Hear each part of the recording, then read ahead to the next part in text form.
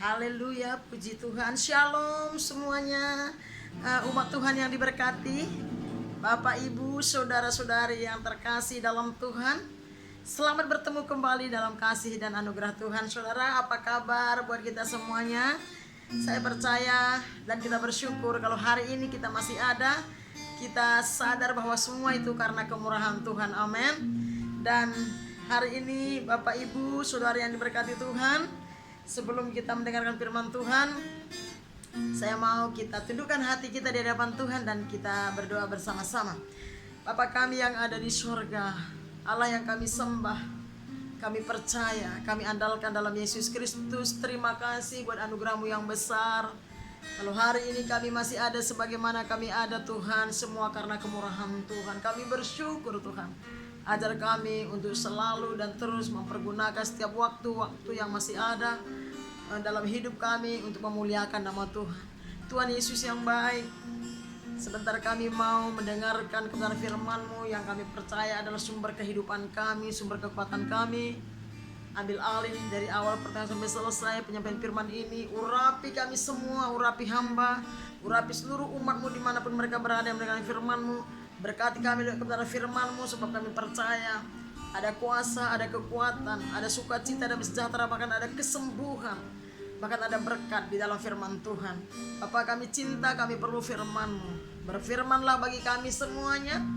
Kami siap diberkati oleh firman Tuhan. Terpuji nama Tuhan dalam nama Yesus Kristus yang adalah firman Tuhan ini sendiri. Kami berdoa bersyukur. Haleluya. Amin. Amin. Haleluya. Puji Tuhan, Bapak, Ibu, saudara-saudara yang diberkati oleh Tuhan. Hari ini kita masih bisa bertemu kembali untuk kita bersama-sama mendengarkan firman Tuhan. Sebelumnya terima kasih banyak buat teman-teman, Bapak, Ibu yang mungkin mendengar. Beberapa hari saya kurang sehat karena kata dokter kena tipes, dan saya beberapa minggu beristirahat. Dan terlebih buat jemaat GBI Bandar Sanwi Bentarikot yang ada di Malaysia yang terkasih, yang kami rindukan, terima kasih banyak. Buru-buru hasian Daurju, Inong tahu kalian banyak berdoa menopang Inong dan Amo di Indonesia, dan khususnya buat pemulihan kesehatan. Dan puji Tuhan, oleh anugerah Tuhan, Tuhan sudah sembuhkan dan pulihkan, dan semakin hari semakin pulih, sehingga hari ini saya boleh berbagi firman Tuhan buat kita semua. Amin. Nah, tidak lama-lama saudara yang diberkati oleh Tuhan, saya percaya semua kita yang hadir ibadah hari ini adalah orang-orang yang mengasihi Tuhan, yang mencintai Tuhan, dan pastinya yang percaya kepada Tuhan. Amin. Nah, saudaraku, hari ini kita akan dengarkan firman Tuhan yang terambil dari kitab Roma 12, ayat yang tidak asing lagi buat kita semua, tapi saya percaya firman Tuhan selalu baru setiap hari buat kita semuanya. Nah, mari kita buka Alkitab kita, saudaraku, kitab Roma 12 ayat yang ke-11 saja. Bagi teman-teman yang sudah membuka Alkitab, boleh kita baca sama-sama, dan yang tidak membawa Alkitab boleh dengarkan firman Tuhan yang kita akan bacakan. Nah, Roma pasal 12 ayat yang ke-11, firman Tuhan berkata begini: Janganlah hendaknya kerajinanmu kendor, biarlah rohmu menyala-nyala dan layanilah Tuhan. Amin. Sekali lagi, janganlah hendaknya kerajinanmu kendor, biarlah rohmu menyala-nyala dan layanilah Tuhan. Amin. Nah, demikian pendek pembacaan firman Tuhan. Dan saya berikan hari ini tema kita adalah tetap bersemangat atau tetap semangat. Amin. Nah, bicara soal semangat, semuanya tidak asing lagi buat kita, saudaraku. Semua kita pasti tahu apa itu semangat, tapi tidak ada salahnya ada beberapa saya mau sampaikan apa itu semangat atau apa artinya semangat. Semangat itu adalah keadaan hati kita yang bergairah atau berkobar-kobar, seperti yang dikatakan di ayat 12 tadi, menyala. Nah, namanya menyala itu tidak redup apalagi padam, tapi menyala, bersinar. Nah, Persamaannya artinya itu bergairah, berkobar-kobar, bisa juga dikatakan rajin.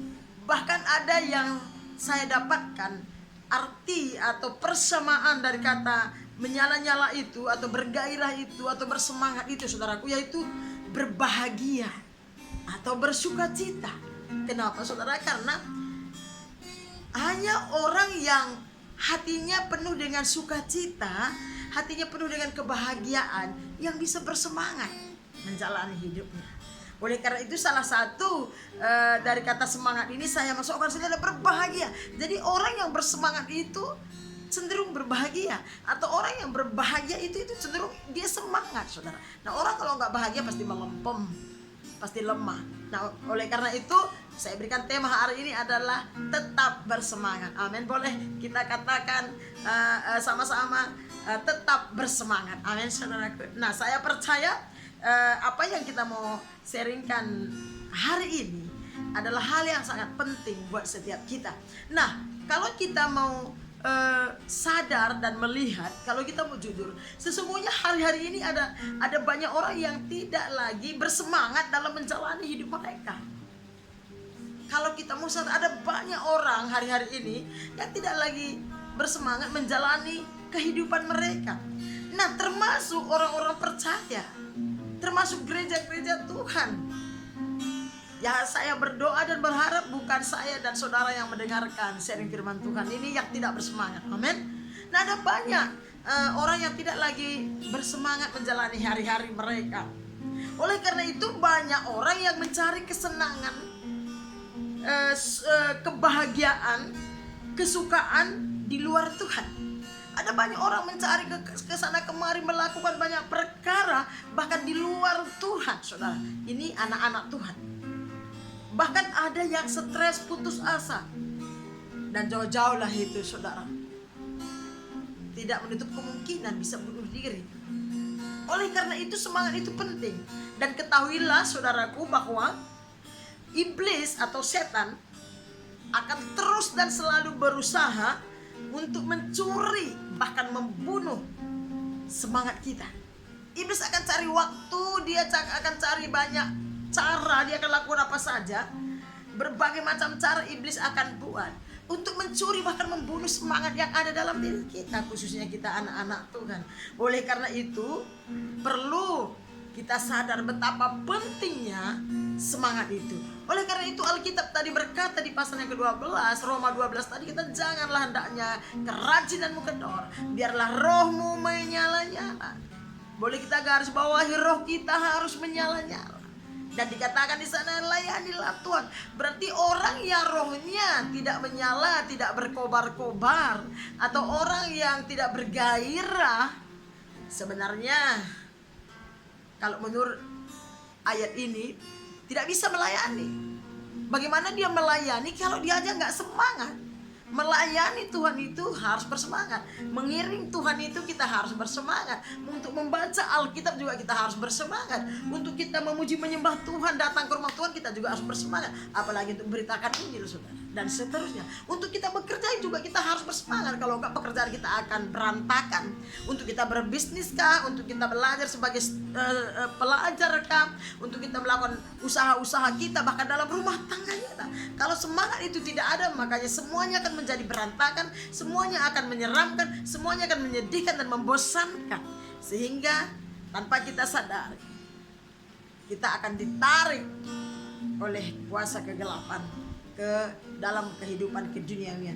Nah, oleh karena itu kita mau lihat, saudara, karena firman Tuhan berkata, janganlah hendaknya kerajinanmu kendor. Saya akan ulang-ulang ini, biar kerajinan kita tidak kendor, artinya alias roh kita tetap menyala, sehingga kita bisa melayani Tuhan. Nah, kenapa kita harus tetap bersemangat? Nah, masalahnya kan begitu. Kenapa kita harus tetap bersemangat? Sebelum kita dengar firman Tuhan, kita mungkin sudah banyak tahu tentang kenapa kita harus bersemangat, betapa pentingnya itu semangat. Nah, nomor satu, sesuai dengan pemberitaan firman Tuhan yang kita dengarkan hari ini adalah, nomor satu, semangat itu adalah sebuah perintah dan kehendak Tuhan. Tuhan menghendaki kita, gerejanya khususnya, supaya kita tetap bersemangat dalam menjalani hari-hari kita. Apapun situasi kondisi hidup kita, Tuhan mau saya dan saudara tetap semangat menjalani hidup kita. Amin. Karena Tuhan tahu bahwa semangat itu berasal dari Tuhan, dan semangat itu sangat banyak manfaatnya buat saya dan saudara. Nanti kita akan lihat ayatnya, Bapak Ibu yang diberkati oleh Tuhan. Nah, mari kita melihat kitab Jefanya. Kita pergi ke kitab Perjanjian Lama. Apa kata kitab Jefanya pasal yang kedua ayat yang pertama sampai ketiga. Dikatakan begini, saya bacakan, saudara boleh dengar saja. Judulnya aja di atas, seruan untuk bertobat. Nah, jadi saudara tidak semangat itu perlu bertobat ya. Dikatakan begini, bersemangatlah dan berkumpullah hai bangsa yang acuh tak acuh.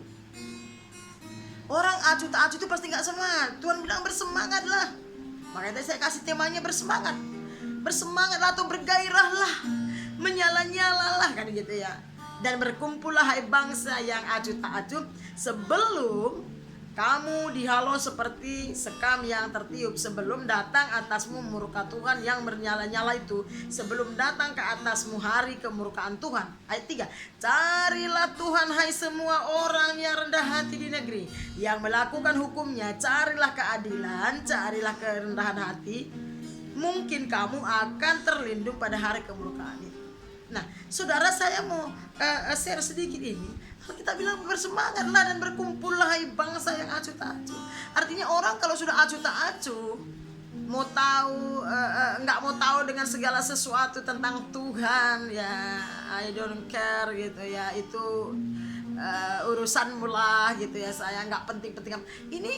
Ini bahaya. Tuhan bilang bersemangatlah dan berkumpullah hai bangsa. Namanya bangsa itu semua orang, saya percaya, yang acuh tak acuh, yang sudah tak bersemangat. Ayat 3 dia bilang begini, carilah Tuhan. Saudara, orang yang tidak bersemangat, saya minta maaf sebelumnya, saya yakin ya, mungkin kalau ada nanti yang gak seperti itu, saya minta maaf. Saya yakin dan percaya orang yang tidak lagi semangat mengiring Tuhan, orang yang tidak lagi memiliki semangat dan gairah, pasti dia sudah tidak akan rindu mencari Tuhan. Dia sudah tidak akan ada kehausan, kelaparan akan Tuhan. Jadi orang yang mencari Tuhan, orang yang suka datang kepada Tuhan, itu sebenarnya adalah orang-orang yang masih ada semangat. Amin. Oleh karena itu firman Tuhan berkata, biarlah rohmu menyala-nyala. Karena Tuhan tahu betul kalau kita gak bersemangat, gak bergairah, kita tidak akan cari Tuhan, kita tidak akan merasa perlu Tuhan, kita tidak akan lagi rindu Tuhan, haus Tuhan, merasa butuh Tuhan. Tidak, saudara. Kita akan merasa kita bisa menjalani hari-hari kita tanpa Tuhan, sehingga kita tidak datang kepada Tuhan. Makanya Tuhan berkata, carilah Tuhan semua orang yang rendah hati. Nah, orang yang mencari Tuhan itu juga orang yang rendah hati, bukan orang sembarangan. Nah, itu kata kitab Jefanya. Jadi jangan acuh tak acuh sebagai gereja Tuhan, sebagai anak-anak Tuhan, karena Tuhan sangat tidak menghendakinya. Karena bersemangat itu adalah karakter Tuhan kita, dan itu kehendak dan perintah Tuhan. Yang kedua adalah Amsal. Kita mari buka kitab Amsal. Amsal pasal yang ke-18 ayat yang ke-14. Amsal pasal yang ke-18 ayat yang ke-14. Dikatakan begini, orang yang bersemangat dapat menanggung penderitaannya, tetapi siapa akan memulihkan semangat yang patah? Sekali lagi, orang yang bersemangat dapat menanggung penderitaannya. Makanya Tuhan mau, Tuhan rindu, Tuhan kehendaki kita itu memiliki semangat sebagai anak-anak Tuhan, sebagai gereja Tuhan, pelayan Tuhan, apapun jabatan kita. Kita harus memiliki yang namanya semangat dalam diri kita masing-masing. Kenapa? Salah satu dikatakan orang yang bersemangat itu dapat menanggung penderitaannya. Saudara, tanpa kita sadar atau tidak ada manusia yang tidak punya penderitaan di muka bumi ini. Terlebih kita gereja Tuhan, anak-anak Tuhan. Ada terlalu banyak persoalan-persoalan hidup yang kita hadapi dari hari ke hari, entah kita sadar atau tidak. Ada terlalu banyak pergumulan, kesedihan, sakit hati, kekecewaan, persoalan-persoalan dalam pekerjaan, dalam rumah tangga, dalam pertemanan, persahabatan, terlebih dalam pelayanan, saudara, ada banyak tantangan, ada banyak persoalan yang harus kita hadapi. Bahkan ada banyak penderitaan, saudaraku. Alkitab mencatat, tetapi orang yang bersemangat dapat menanggung penderitaannya. Artinya apa? Bahwa orang yang bersemangat, anak-anak Tuhan, gereja Tuhan yang bersemangat, dia dapat melalui persoalan-persoalan hidupnya. Dia akan tampil selalu menjadi seorang yang pemenang dari semua persoalan-persoalan hidupnya. Dia bisa menghadapi semua masalah-masalah hidupnya. Entahkah persoalan itu dalam rumah tangga, dalam pekerjaan, dalam hubungan pertemanan, persaudaraan, saudara. Dia akan dapat menjalaninya dengan baik. Dia akan dapat mengatasinya bersama dengan Tuhan. Oleh karena itu, saya dan saudara harus tetap selalu bersemangat apapun situasi kondisi hidup kita. Amin. Nah, yang seterusnya kita buka Amsal 17 ke belakang satu lembar. 17 ayat 22 dikatakan begini. Hati yang gembira adalah obat yang manjur. Amin. Tetapi semangat yang patah mengeringkan tulang. Artinya semangat yang patah itu mendatangkan masalah, bahkan bisa mendatangkan sakit penyakit yang membahayakan kita. Tetapi hati yang gembira adalah obat yang manjur, tapi semangat yang patah mengeringkan tulang. Makanya tadi salah satu saya sampaikan kepada saudara, arti dari semangat atau persamaan dari semangat itu adalah bahagia atau bersukacita. Sebab orang yang bersemangat itu identik dengan bahagia, atau orang yang bahagia bersukacita itu biasanya semangat. Saudara kalau mau tahu ya normalnya, perhatikan aja, atau mungkin kita pasti pernah mengalaminya. Orang yang jatuh cinta itu biasanya bersemangat. Amin. Orang yang sedang jatuh cinta itu semangat. Orang yang lagi kelimpahan itu biasanya dia bergairah. Ya, bahasa rohaninya kan roh menyala-nyala begitu ya. Orang yang baru dapat pasangan, orang yang bertemu dengan pasangan hidupnya, menikah, waduh bersemangat dia. Malam pesta itu nggak tidur pun, besok pagi pun dia masih semangat, saudara, iya kan? Nah, yang sudah menikah, begitu ya.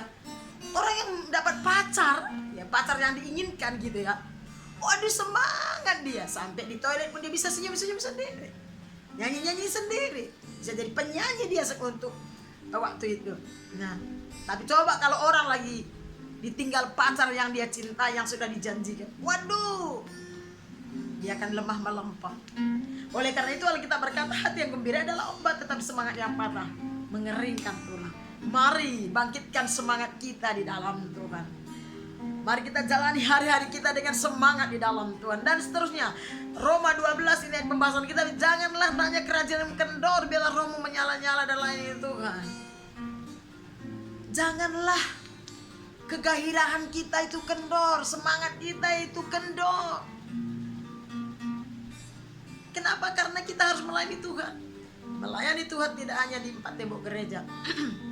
Sebelum kita masuk ke 4 tembok gereja dalam pelayanan, kita harus terlebih dahulu melayani Tuhan secara pribadi. Ya, hubungan kita secara pribadi dengan Tuhan. Nah, Tuhan bilang janganlah hendaknya kerajinan kendor, biar rohmu tetap menyala. Biar aku tetap bergairah, bersemangat, berkobar-kobar dan layani Tuhan. Orang yang bersemangat dalam menjalani hari-harinya, saya yakin kalau dia gereja Tuhan, anak-anak Tuhan, apalagi pelayan-pelayan Tuhan, saya yakin bangun pagi itu dia semangat datang menghadap Tuhan. Amin. Orang yang bersemangat, dia akan bangun pagi itu, dia akan cari Tuhan. Dia akan bawa korban syukur, pujian, penyembahan kepada Allah. Dia akan berdoa syafaat. Bahkan dia akan membaca, merenungkan, memperkatakan perkataan firman Tuhan yang pastinya akan memberkati dia. Itu orang semangat. Makanya Tuhan berkata, biar rohmu menyala-nyala dan layani Tuhan. Jadi buat teman-teman, kalau ada yang sudah tidak semangat, mari mulai malam hari ini, mulai pagi hari ini, mulai siang hari ini, sore hari ini. Bagikan rohmu dan layani Tuhan dengan semangat. Ayat yang seterusnya, saudara, 2 Tawarikh 15. Mari kita buka kitab yang 2 Tawarikh tentang semangat. Kitab 2 Tawarikh pasal yang ke-15. 2 Tawarikh pasal yang ke-15 ayat yang ke-7 dikatakan begini, tetapi kamu ini kuatkanlah hatimu, jangan lemah semangatmu, karena ada upah bagi usahamu. Lah, orang yang bersemangat itu ada upah yang Tuhan janjikan. Kenapa, saudara? Untuk kita bersemangat itu harus ada usaha. Harus ada usaha, harus ada keinginan, harus ada perjuangan. Makanya Tuhan berkata, tetapi kamu ini kuatkanlah hatimu. Berarti sering sekali untuk kita bersemangat dalam menjalani hari-hari kita, saudara. Ada banyak tantangan, sering sekali kita bisa lemah kalau kita mau. Tapi kalau kita tidak mau lemah, kita bisa kuat karena Tuhan. Tetapi kamu ini kuatkanlah hatimu. Jangan lemah semangatmu. Jangan lemah semangatmu karena ada upah bagi usaha. Amin. Nah, ada upah bagi kita, bagi orang-orang yang mau berjerih lelah, yang mau berusaha untuk tetap semangat, bergairah, berkobar-kobar. Dan ingat baik-baik, orang yang bersemangat itu adalah orang yang bahagia. Orang yang bersemangat itu adalah orang yang dipenuhi oleh sukacita, saudara. Jadi saudara mau bahagia, mau bersukacita menjalani hari-hari hidup saudara, bersemangat sebagai anak-anak Tuhan, bersemangat dalam mengerjakan pekerjaan-pekerjaan saudara. Nah, kita mau melihat bagaimana caranya supaya kita tetap bisa bersemangat. Karena begitu banyak tantangan, persoalan hidup, rintangan, apalagi penderitaan saudara. Jadi kita perlu caranya supaya kita tahu. Nah, bagaimana caranya supaya kita bisa bersemangat? Nomor 1 saudara, saya buat di sini adalah cara pertama supaya semangat itu selalu ada sama kita. Cara pertama, langkah pertama adalah setia dalam beribadah kepada Tuhan. Saya ulangi, cara nomor 1 supaya kita tetap memiliki roh yang menyala, gairah atau berkobar-kobar, saudara, yaitu setialah beribadah kepada Tuhan kita di mana kita ditempatkan. Karena di dalam ibadah itu ada banyak berkat-berkat. Salah satu kita mau lihat dulu di kitab Ibrani ya, apa kata firman Tuhan tentang ibadah. Ibrani pasal yang ke-10 ayat 25, ayat yang tidak asing lagi buat kita semua. Ibrani pasal yang ke-10 ayat 25 dia bilang begini, saudara. Janganlah kita menjauhkan diri dari pertemuan-pertemuan ibadah kita seperti dibiasakan oleh beberapa orang, tetapi marilah kita saling menasehati dan semakin giat melakukannya menjelang hari Tuhan yang mendekat. Firman Tuhan berkata, jangan kita menjauhkan diri atau meninggalkan pertemuan-pertemuan ibadah. Kata jangan itu kata larangan, kata tidak bisa. Jangan tinggalkan atau jangan menjauhkan diri dari pertemuan-pertemuan ibadah kita.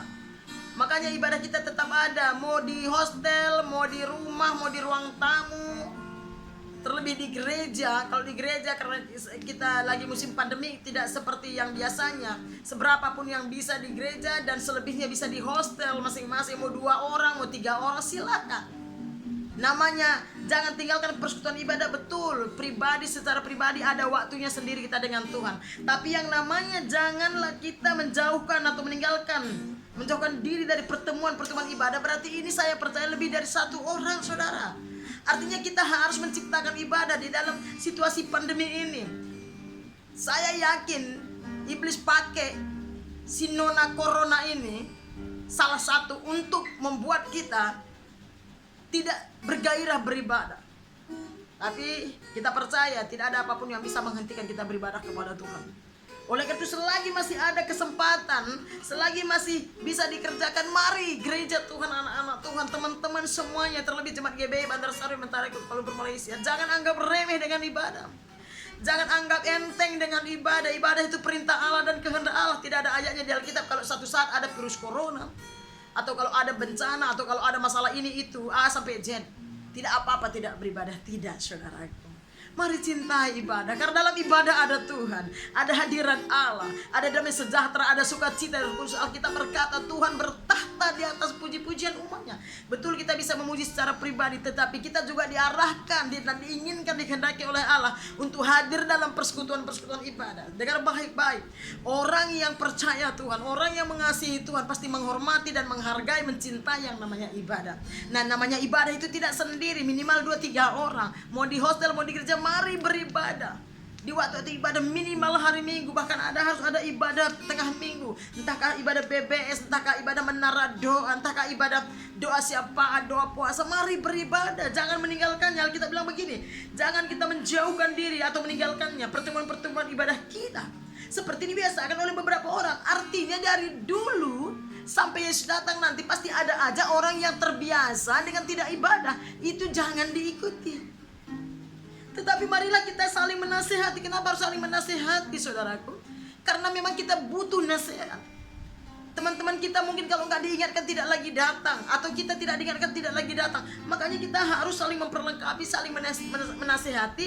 Kita harus saling memperdulikan satu dengan yang lain. Karena itu adalah tanda orang yang sudah menerima Yesus. Ada kasih, ada kepedulian satu dengan yang lain.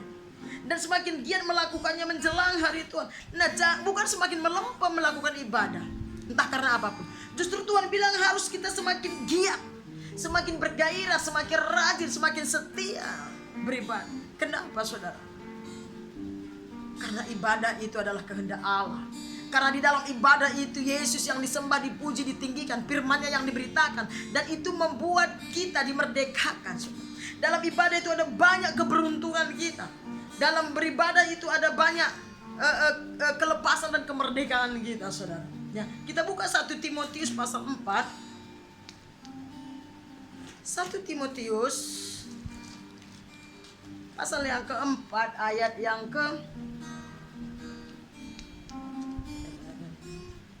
ayat 7 dan 8. Dikatakan begini, ayat 7. Tetapi jauhilah tahyul dan dongeng nenek-nenek tua, latihlah dirimu beribadah. Ini berkali-kali kita sudah dengarkan. Ibadah itu latihan. Sekali, dua kali belum kita nyambung. 3 kali, 4, 5 kali baru kita terbiasa. Demikian juga tidak ibadah. Sekali, 2 kali kita tidak beribadah, nggak apa-apa. Kalau udah 3 kali, udah lama-lama nanti kita nggak beribadah. Sebab kenapa? Latihan badani terbatas gunanya, tetapi ibadah itu berguna. Ibadah itu berguna dalam segala hal, kata firman Tuhan. Karena mengandung janji, baik untuk hidup ini maupun untuk hidup yang akan datang. Ibadah itu berguna baik dalam kehidupan sekarang di muka bumi ini maupun dalam kehidupan yang akan datang. Saya percaya bersama Tuhan. Ibadah itu mengandung janji. Janji apa sih saya di dalam ibadah itu? Janji apa yang biasa kita dengar, yang kasar-kasarnya aja. Dalam ibadah itu pasti yang kita dengar selalu janji apa? Janji penyertaan, perlindungan, pertolongan Tuhan, pembelaan Tuhan. Kalau janji keselamatan hidup yang kekal pastilah ada di ibadah. Janji apa lagi? Janji kesembuhan, janji berkat-berkat, jawaban doa, janji ada pengharapan kekuatan, ada sukacita, damai sejahtera. Itu semua kita terima dalam ibadah. Makanya dalam ibadah gak ada orang yang pulang dari ibadah sedih biasanya, normalnya ya. Oleh karena itu Alkitab berkata jangan kita meninggalkan pertemuan ibadah, tetapi mari makin giat melakukannya, saling menasehati, menopang, saling peduli satu dengan yang lain. Bagaimana caranya? Supaya kita dan teman-teman kita seiman itu selalu mampu beribadah kepada Tuhan. Ingat Bapak Ibu, saudara kasih dalam Tuhan, Tuhan perhatikan. Tidak salah saudara beribadah di musim pandemi ini secara pribadi di rumah. Tapi namanya persekutuan ibadah itu lebih dari satu orang. Amin. Nah, kalau saudara baca nanti di dalam Mazmur ya, mari kita buka aja Mazmur pasal yang ke-100.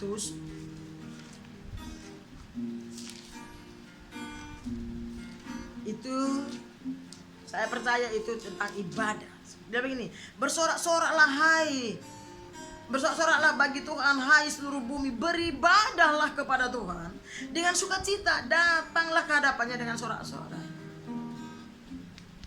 Beribadahlah kepada Tuhan. Amin. Saya ngerti secara pribadi juga kita bisa dikatakan ibadah. Tetapi kalau menurut Ibrani tadi, jangan meninggalkan persekutuan ibadah. Amin, saudara.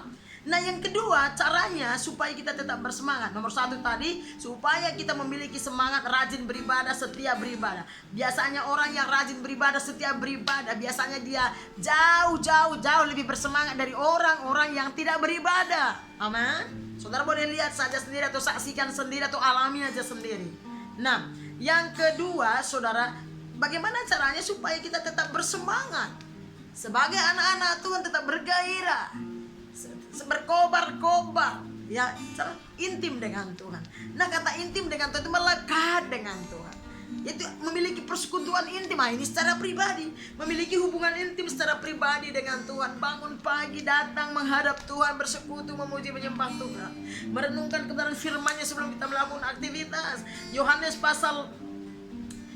pasal yang ke-15 berkata, saudara, saya akan buka ya cepat-cepat saja karena waktu kita sudah banyak. Yohanes pasal yang ke-15, ayat yang tidak asing lagi buat kita. Di sana dikatakan apa?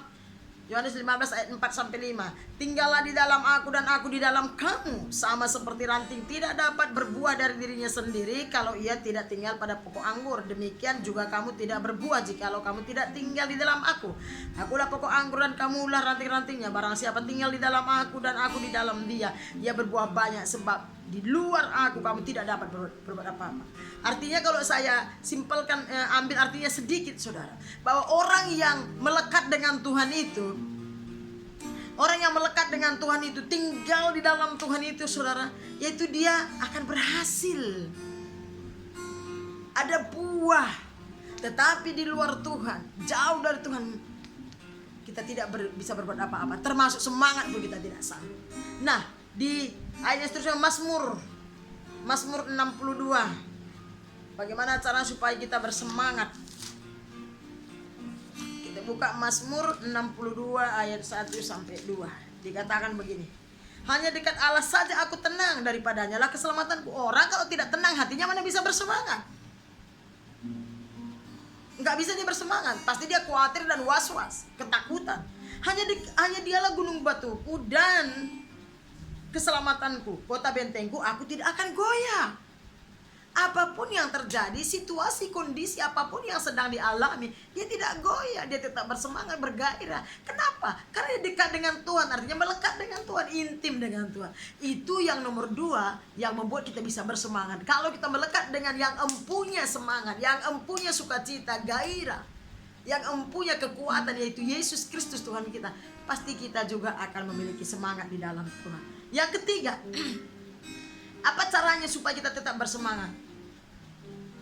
Ini hal yang paling setiap khotbah saya sampaikan, yaitu doa, baca, renungkan perkataan firman Tuhan. Baca kitab suci, doa tiap hari, doa tiap hari, doa tiap hari. Supaya apa? Supaya kita tumbuh, saudara. Supaya kita tumbuh. Yang tumbuh itu cuma yang hidup, ya. Nah, makanya dikatakan di sini, kenapa kita harus berdoa, kenapa kita harus baca Alkitab? Karena itu adalah sumber semangat, sumber gairah sukacita kita. Apa yang menjadi persoalan kita, apa yang kita takutkan. Firman Tuhan berkata, cari dahulu kerajaan Allah dan kebenarannya, maka semua akan ditambahkan kepadamu. Matius 6 ayat 33. Ya, Yeremia 29 ayat 11 berkata, rancanganku bukan rancanganmu. Rancanganku bukan rancangan kecelakaan atas kamu, kata Tuhan, tapi rancangan hari depan yang penuh damai sejahtera, masa depan yang penuh pengharapan di dalam Tuhan. Mazmur 23 berkata apa? Tuhan adalah gembalaku, takkan kekurangan aku. Makanya waktu kita membaca, merenungkan firman Tuhan, kita pasti semangat apapun kondisi situasi hidup kita, apapun yang terjadi sekeliling kita. Kenapa? Karena ada firman Tuhan yang hidup. Ada Tuhan dalam hati dan pikiran kita. Ada firman yang meneguhkan, menghibur, menguatkan kita. Oleh karena itu supaya kita semangat, tidak ada cara lain. Nomor 1, setiap beribadah. Karena dalam ibadah ada Tuhan, ada firman Allah, ada sukacita damai sejahtera, ada janji-janji kehidupan baik di sekarang maupun yang akan datang. Yang kedua, intim dengan Tuhan, melekat dengan Tuhan, bersekutu dengan Tuhan, memiliki hubungan komunikasi yang berkesinambungan dengan Sang Pencipta. Nomor 3, berdoa, membaca Alkitab.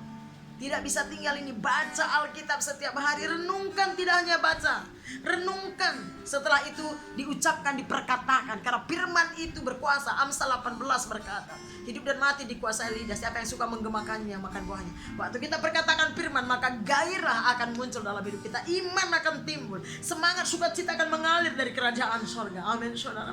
Yang terakhir, apa yang bisa membuat kita semangat? Yaitu banyak dan selalu memuji-muji Tuhan.